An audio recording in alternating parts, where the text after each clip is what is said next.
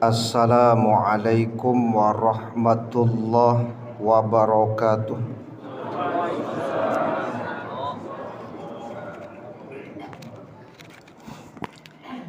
Hamdan wa syukran lillah, salatan wa salaman ala rasulillah. Ashhadu an la ilaha illallah wahdahu la syarikalah, wa ashhadu anna Muhammadan abduhu wa rasuluh, la nabiyya ba'dah. Allahumma salli wa sallim ala nabiyyina Muhammad wa ala alihi wa ashabihi ajma'in wa man tabi'ahum bi ihsanin ila yaumiddin. Qala Allah ta'ala fil Qur'anil Karim, a'udzu billahi minasy syaithanir rajim. Bismillahirrahmanirrahim. Wa la tuti' kulla hallafim mahin hammazim masya'im binamim. Janganlah engkau patuhi setiap orang yang suka bersumpah lagi berkepribadian hina, suka mencela, berjalan kian kemari menyebarkan fitnah atau berita bohong. Surat Al-Qalam ayat 10 sampai 11. Ketua, pengurus dan Bapak Ibu jamaah tarawih yang dirahmati Allah, alhamdulillah, puji syukur kehadirat Allah Subhanahu wa ta'ala atas limpahan taufik dan hidayah Allah. Kita baru saja mendirikan sholat isya berjamaah, dan insyaallah selepas ini akan kita lanjutkan dengan tarawih dan witir. Kemudian salawat dan salam kepada Nabi kita Muhammad sallallahu alaihi wasallam, keluarga beliau, sahabat beliau, pengikut-pengikut beliau yang mengikuti beliau dengan ihsan sampai hari kemudian. Semoga kelak di hari kiamat kita mendapatkan syafaat dari Rasulullah sallallahu alaihi wasallam. Amin ya rabbal alamin. Bapak Ibu jamaah yang dirahmati Allah, berdasarkan surat Al-Qalam ayat 10 dan 11, di dalamnya kan terdapat sifat-sifat yang tercela, atau kalau dalam istilahnya adalah al-akhlaqul mazmumah, akhlak yang tercela. Kalau yang satu lagi namanya kan al-akhlaqul karimah, akhlak yang mulia. Salah satu yang masuk dalam kategori akhlak tercela di surat Al-Qalam ayat 10-11 itu adalah masya'im binamim, atau kalau bahasa kitanya adalah orang yang suka mengadu domba atau an-namimah. Kalau bahasa Minang tukang asuh. Tukang asuh. Ya, jadi berbicara tentang adu domba. Menarik untuk kita bahas kembali tentang namimah ini. Jadi kalau membahas tentang an-namimah, ya, salah satu definisi an-namimah itu adalah melakukan perbuatan yang dapat mengadu domba dua orang atau kelompok sehingga terjadi permusuhan dan saling membenci. Jadi memang target tukang adu domba atau tukang asuanggo bahas supaya orang saling membenci dan bermusuhan. Maka Bapak Ibu ada kadang keluarga besar yang awalnya rukun-rukun saja Pak. Anak bertujuh, balapan, bersembilan rukun Pak. Tapi mulai baserak dek salah satu dari nan bersembilan atau balapan tu ada nan tukang asuang Pak. Itu tidak satu dua kita mendengar kisah itu Bapak Ibu. Ya, adonan ya jadi tukang asuang di dalam keluarga itu Pak. Maka keluarga tadi nan lai akur-akur jadi baserak Pak. Itu ada beberapa yang sampai berita itu Pak. Tidak ada Ustaz, lah baserak gini. Nyawa dulu di keluarga kami kok Ustaz tukang asuang orang. Ya, tukang adu domba. Coba bayangkan tuh, lai kakak beradik tuh. Adu jo namuh mengadu domba. Kakak beradik Pak. Cie induk tuh mah. Tak main-main tuh. Ada Bapak Ibu. Ya. Bahkan kadang-kadang yang parahnya itu istrinya tukang asuang Pak. Istrinya nan masuk, coba bayangkan. Ya kan? Nan rusak keluarganya, nan tukang asuang orang rumahnya Pak. Ayalah ampun. Orang rumah jadi tukang asuang Pak. Baserak keluarga awak. Ada yang seperti itu? Ada. Ini sebab banyak laki-laki kok panakui je bini Pak. Ya, panakui je bini. Ini mayo saya kecek bini Pak. Ya kan? Manut saya nyemangguk-angguk aja. Ya. Padahal yang dilakukan istri itu memang berkeinginan ada permusuhan di dalam keluarga suaminya itu Pak.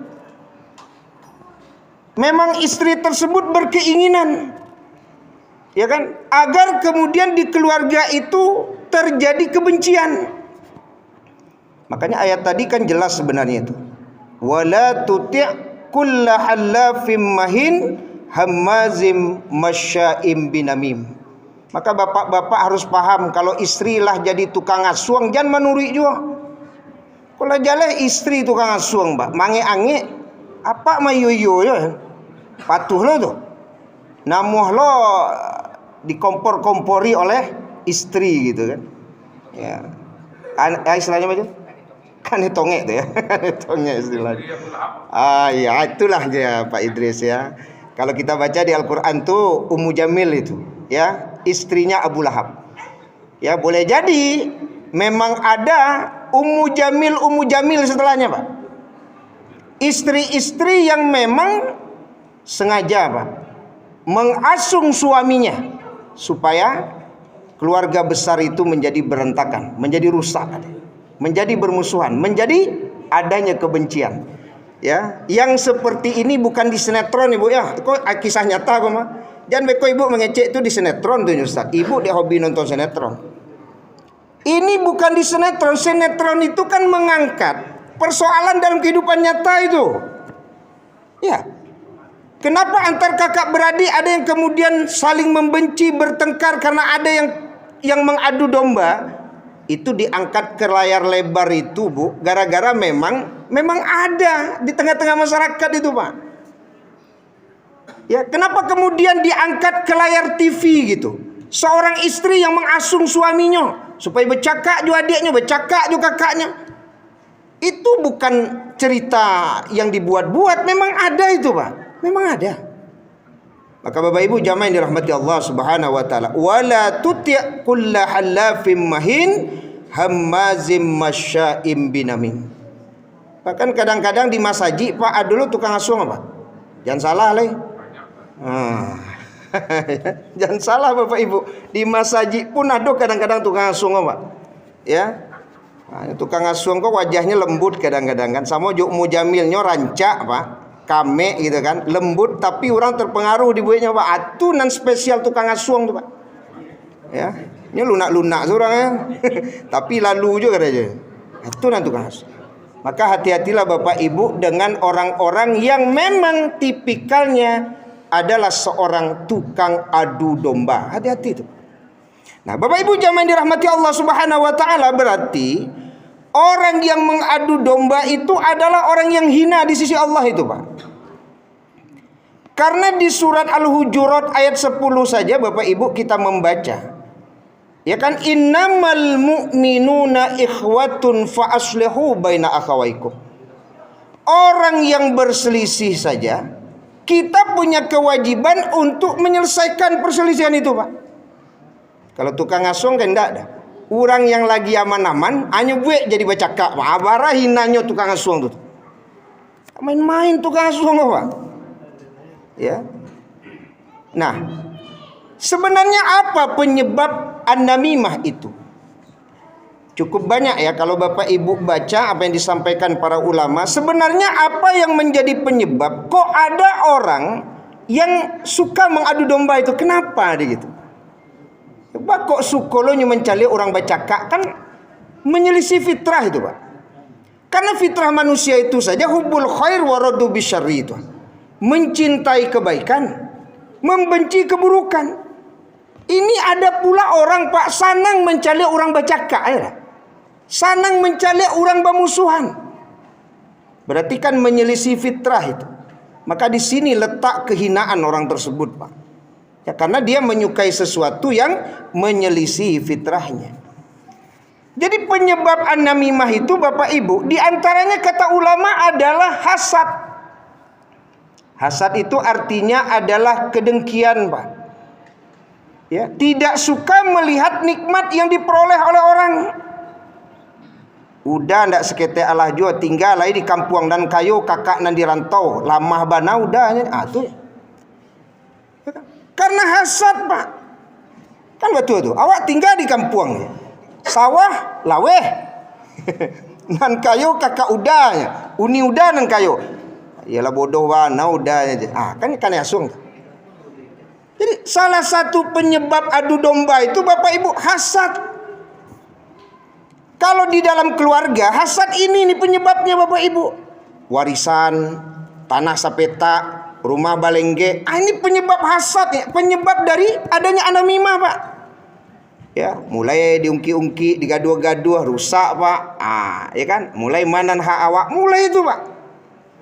Ya.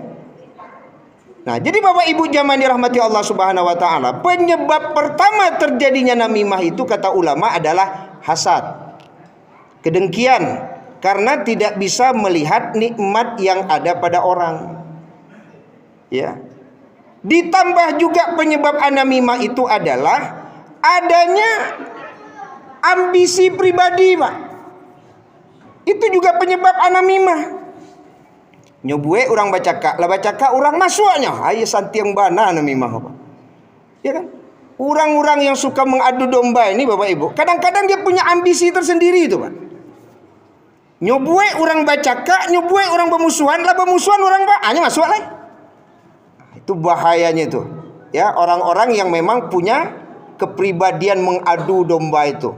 Kalau ibarat pepatah, mudah-mudahan le masuk itu, mananggu dia karuang gitu. Ya, nyobue karuang, hanya masuk, Pak. Kaya lah, ampun awak kalau jurang-urang dan tukang asuh, tukang adu domba itu mana luar biasa, Pak.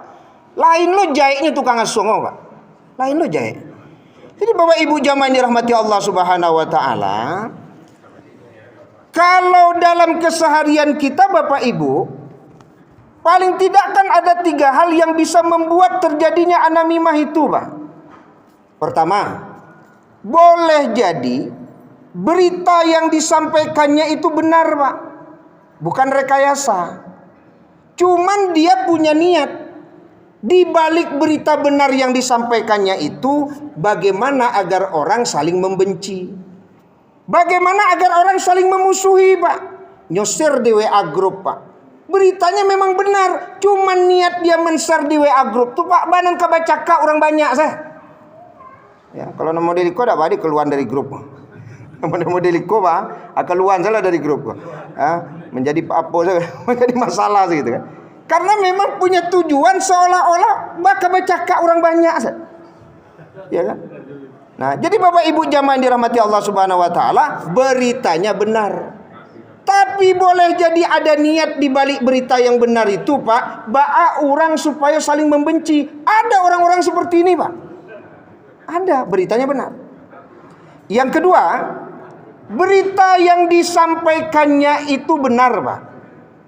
Dia tidak punya niat untuk membuat orang saling membenci dan saling bermusuhan. Cuman nyonya tidak sadar, gara-gara berita nanya share tuh, Pak, baca kak banyak orang dibuatnya. Dulu orang model kok, Pak.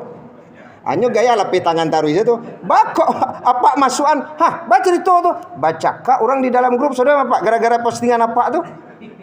Dulu tipikal model itu Pak. Ya kan? Jadi berita yang disampaikannya benar, dia tidak berniat membuat orang saling membenci dan bermusuhan, cuman dia tidak sadar. Kalau ternyata berita yang disampaikannya itu membuat orang baca banyak di bawahnya. Nan modelku dulu tuh di grup tuh. Jadi lengkap loh tuh. Kemudian yang ketiga, ini mungkin yang paling banyak. Kalau yang ketiga itu kata ulama adalah orang yang sengaja menyampaikan berita yang tidak benar. Jadi artinya berita itu direkayasa.